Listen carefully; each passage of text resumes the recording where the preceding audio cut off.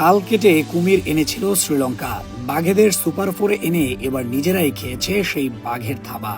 তবে বাঘ যখন খেপে যায় তখন কাউকেই তো আর মানে না। লঙ্কা বধের পর এবার টাইগারদের স্বপ্ন ভারতকেও হারানোর। আর যে নেই কোনো পথ, আরেকটি জয় তুলে নিতে পারলেই তো অনেকটা নিশ্চিত হবে এশিয়া কাপের ফাইনাল। এবার যে কোনোভাবেই আর ফাইনালে খেলার সুযোগ হারাতে চায় না লিটন দাসের দল। 7 বছর পর আরেকটি ফাইনালের হাতছানি, যা পূরণ হতে পারে ভারতকে হারানোর মধ্য দিয়ে। ভারতকে হারানোর সব রসদই আছে বাংলাদেশের মাঝে। গত এশিয়া কাপেও যে একমাত্র দল হিসেবে তাদেরকে হারানোর রেকর্ড এখনো তরতাজা টাইগারদের স্মৃতিতে। সুপার ফোরে বাংলাদেশের শুরুটা হয়েছে দুর্দান্ত। শ্রীলঙ্কাকে 4 উইকেটে হারিয়ে দারুণ জয় পেয়েছে বাংলাদেশ। 169 রানের লক্ষ্য তাড়ায় শুরুতেই তানজিদ হাসান 0 রানে আউট হলেও সাইফ হাসানের 61 ও লিটন দাসের 23 রানের জুটিতে প্রাথমিক চাপ সামলে নেয় দল। এরপর তৌহিদ হৃদয়ের 58 রানের ইনিংসে ভর করে জয়ের দোরগোড়ায় পৌঁছে যায় টাইগাররা। তবে শেষ দিকে কিছুটা নাটকীয়তা তৈরি হয়। শেষ 7 বলে 5 রানের মধ্যে 3 উইকেট হারায় বাংলাদেশ। শেষ পর্যন্ত পঞ্চম বলে নাসুম আহমেদ 1 রান নিয়ে জয় নিশ্চিত করেন।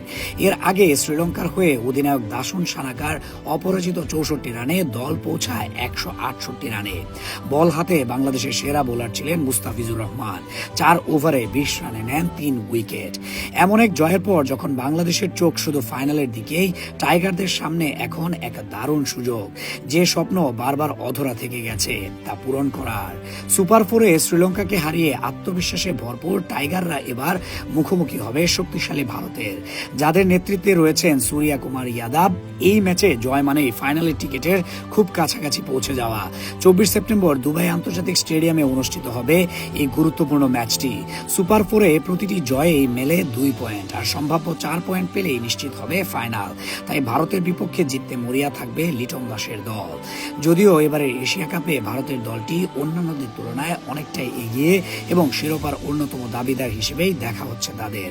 তবে অতীত পরিসংখ্যান টাইগারদের জন্য অনুপ্রেরণার।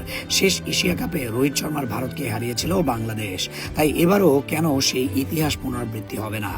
লিটন, সাইফ, হৃদয় বা মুস্তাফিজরা যদি নিজেদের সেরাটা দিতে পারেন তাহলে 2018 সালের পর আবারও ফাইনালের মঞ্চে উঠতে পারে বাংলাদেশ।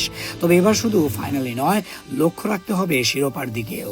এর আগে 3 বার ফাইনালে উঠে শিরোপা হাতছাড়া করেছে টাইগাররা, 2 বার ভারতের কাছে, 1 বার পাকিস্তানের কাছে।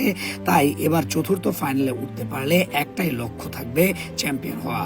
তবে তার আগে ভারতকে হারিয়ে নিশ্চিত করতে হবে ফাইনাল। সেটা কি পারবে বাংলাদেশ?